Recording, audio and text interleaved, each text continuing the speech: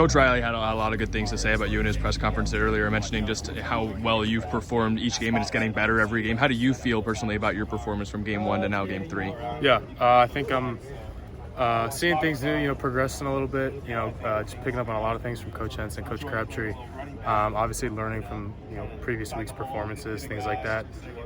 New opponents every week's a little different, but yeah, definitely trying to build on the previous weeks and learn from myself. Seems like the second half, Coach Riley really relied on you guys to try and move the ball on the ground. How do you feel about how the offensive line did throughout the second half? Yeah, I mean, we've got things to clean up all over the board, but, I think in the run game we did some good things. As a unit, I think we were playing together well in the run game, having fun, it's a good feeling to run the ball like that, definitely. What is Oregon State from last season to this? Everyone always talked about your football IQ, but does it feel like your body's kind of caught up with your mind on the field? Yeah, I think a lot of it has to do with technique.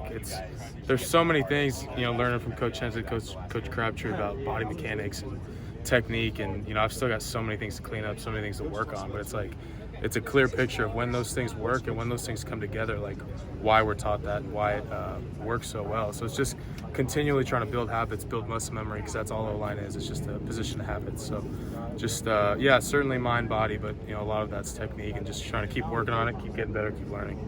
Toward the end of the season last year, you had your role reduced a little bit. As it expanded again, it seemed like you were playing more as the season ended. What did you take from that, I guess that period where you kind of had to take a step back and then go back onto the field? Yeah, I mean, it's just doing whatever you're asked, whatever's best for the team, whatever, then it was Coach McGuire, but now, whatever coaches are asking of me, I do what's best for the unit, what's best for the team, and, just prepare every week to work hard and get better. What stands out about the Oregon State defense up front? Yeah, they do a lot of unique things. They fly around, they move, they twist a lot, they blitz. They've got some unique packages, things like that. We just got to stay dialed in, prepare really hard. We had a good day today, got to come out, have a great day tomorrow. Just keep studying and film, keep getting prepared. Do they play more games than maybe opponents you've seen up to this point? We've played opponents at game a lot, but yeah, they do twists, they do some unique blitzes and things like that. So yeah, we definitely got to be prepared. What's key to stopping the twists on the D line?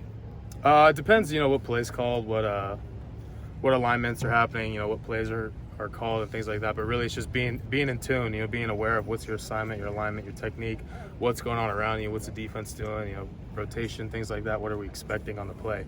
Kind of trying to use your keys to help you out. Coach Henson talked specifically about being better game 4 than you guys were game 1. What's an area on the line that you feel like you really have a chance to show some improvement in on Saturday? I think everyone's got their unique things to work on personally, but I think as a unit, those plays where we're all 5 doing our job look good. And, you got plays where 4 of us do our job, 1 guy doesn't. Sometimes it looks good, sometimes it looks bad. So, when we're all 5 on, we're doing well. So I think the biggest thing is just consistency. We're all going to keep working on our little techniques and little things like that to get better. But just as we're all on the same page and, we're all executing, I think that'll really help us keep improving week to week. And then, as one of the guys who was here last year, Thule kind of said there is a little something to see Oregon State again after last year's game. Is there a little bit of feeling like that on the offense as well? Yeah, I mean, a lot of things from last year, we want to improve, obviously, and, be a new team and things like that. And, Oregon State's a great team. We got to come out prepared and ready to go and ready to have a game in Corvallis.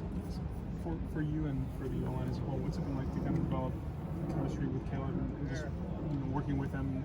What's that process been like? Yeah, it's been good. Since the day he's come here, he's been a leader. He's been great at communicating. Obviously he's extremely talented and smart and things like that, and he's super dialed into the game plan. But all around, he's a great dude on and off the field, and it's been great. See one more? In what ways do you guys feed off Brett and his experience? Yeah, no doubt. Whatever Brett says, we go, and we all trust Brett. We'll alert him things here and there if we see it. Especially on the edges, he can't. He's in the center, in the middle and stuff. But yeah, I have full trust in Brett. I know we all do. He's got a ton of game experience. Obviously, super smart in the meeting room. Learning from Coach Henson. What's the game plan that week? What are our calls? What are our rules? Because they're always changing for the weekly game plan and things like that. But Brett's super smart, and we all trust him.